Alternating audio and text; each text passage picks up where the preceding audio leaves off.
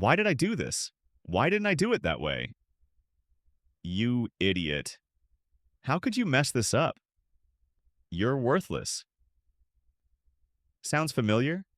That cruel little voice inside your head, the one that never shuts up, the one that whispers, what if? What if? What if? Until you spiral into worry, regret, and self-doubt. But what if I told you, you don't have to silence that voice. You can actually transform it from your harshest critic into your greatest coach? Stay with me. By the end of this video, you'll know exactly how to do that. Every single one of us has a stream of thoughts running nonstop. Psychologists call this self-talk, and it's not just a few scattered words. Research shows we talk to ourselves at a speed equivalent to 4,000 words per minute. That's like an essay writing itself in your brain. Every single minute. No wonder it feels overwhelming. One moment you're replaying an embarrassing memory from years ago. The next, you're worrying about the future, creating doomsday-long what-if scenarios that may never even happen. This constant mental chatter can feel like being trapped in a pinball machine. Thoughts bouncing everywhere, draining your energy and focus. Before we blame our minds, let's ask the real question. Why do we even have this inner voice? The truth is, it exists for a reason. Our inner voice is our verbal working memory system, for example. It helps us remember our grocery shopping list. It also functions as a simulator where visualization takes place. It helps us prepare before a presentation, rehearse before a conversation, and reflect on our experiences.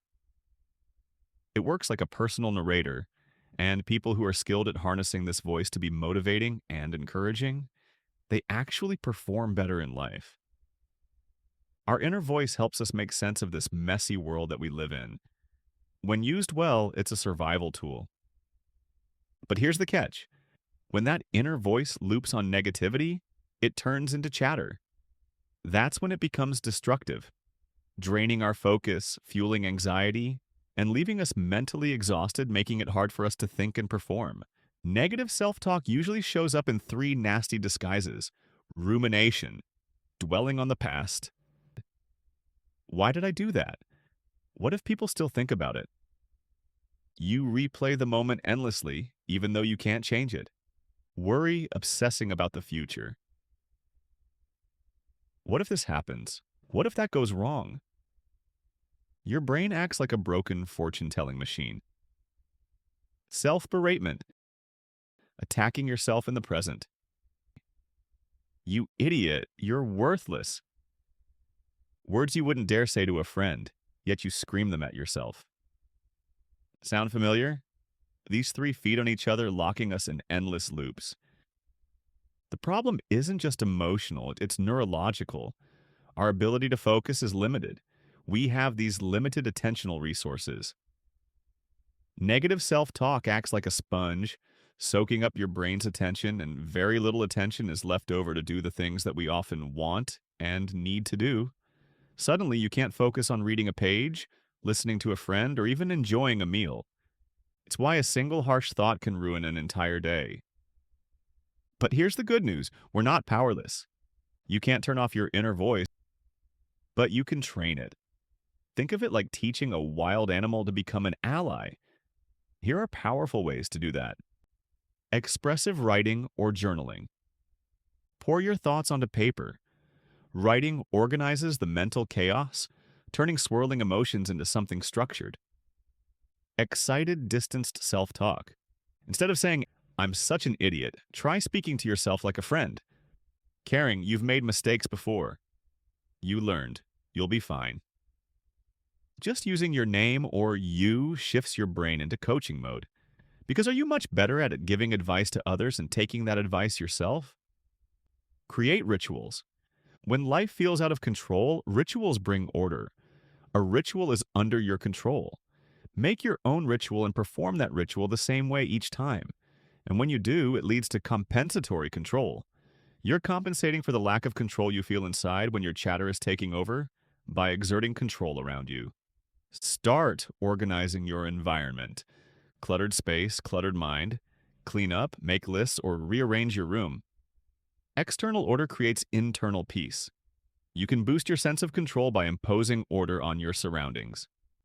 Activate emotional anchors. Surround yourself with reminders of love. Photos, keepsakes, even a favorite fragrance. They trigger feelings of support and safety. Nature walks. Step outside. The rustle of trees, the smell of nature, the sound of birds. Nature gently distracts the mind, giving it space to reset. Suddenly, your problems feel smaller. Mental time travel, ask yourself questions. Will this matter a year from now? Doubtful? 10 years? Problems shrink when viewed through the lens of time. You can even travel backwards. When my father was young, he had to walk 5 kilometers to school. Poor guy, he suffered so much. I have so much better life compared to him. Put things in perspective. It helps you to think clearly. It will engage your senses.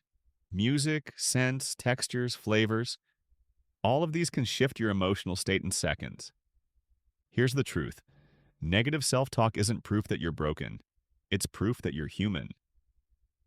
The real skill isn't silencing your inner voice. It's learning to guide it, turning your critic into a coach. So next time that voice says, "You're worthless," reply, "No, you are learning. You are doing good, and you are strong, you can do it." Because the chatter in your head doesn't have to control your life. You control the voice. If this video helped you, share it with someone who struggles with their own inner critic. And remember, you are not alone in this battle. Your voice can lift you if you teach it how.